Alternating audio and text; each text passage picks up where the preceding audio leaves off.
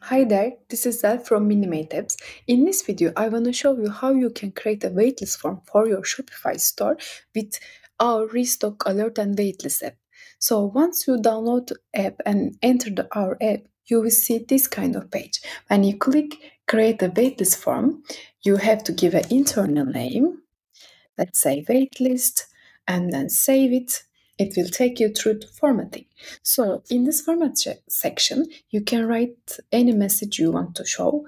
You can customize it by changing the color, highlighting, making bold, many other options. You can create a title, let's say email. You can change the text in here, your email, let's say, and you can see it in preview section. You can change the text for the sign up button.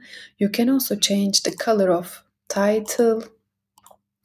Sign up button color also can be changed. You can change the border color and background color too. I know it doesn't look perfect now, but I'm trying to emphasize the options, how you can edit it and match with your brand. So you can also change the font size for all text and the radius for the sign up button. As you can see, you can make it round or you can just leave it as you want. So there is one option for the buy button visibility. If you click this, your buy button will be visible with the waitlist. If you unclick, your buy button will disappear. Another option for the marketing settings, once you select this, your subscriber automatically added to email marketing.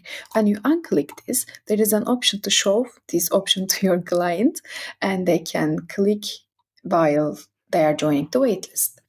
Once you're done with all these options, you can continue to visibility. In visibility section, you have to choose the product where you want to show this waitlist. You can select all products, or if you want to show for specific products or variants, you can click specific variants. For example, for this product, you want to only show for S, you can remove them and click select. There's an option for collection, as for specific collection too, as you can see here. Another important features in here, once you select this option, this waitlist only show for the sold out product automatically. When you unclick it, it will be visible for all products you choose in here. So let's say I just want to show it for the sold out products, and I don't need to worry about it. Automatically it will be shown the start time and then continue to restock option. In this section, if you want to send a back in stock email to your clients, whomever joins into the waitlist, you need to turn on this. Once you turn on this, you can edit the email details like subject, where to send it, how to name it, etc. In other videos, I want to mention everything in detail for this section, but let me go through briefly.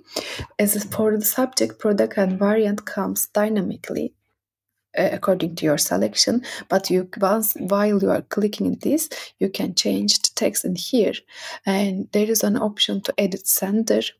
For the sender, there is two options: mini domain and your custom domain. Again, for the custom domain, there is the email verification and the domain verification. You can choose as you want and then continue editing your email. For the name, you can choose your store name, reply to an email, and if you want to edit the text in here, you just need to click this section and change the font, text, color, font size whenever you want.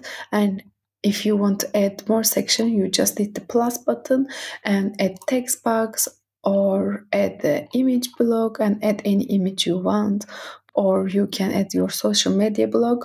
You can come here and edit this too, like you can remove the TikTok, edit WhatsApp, etc.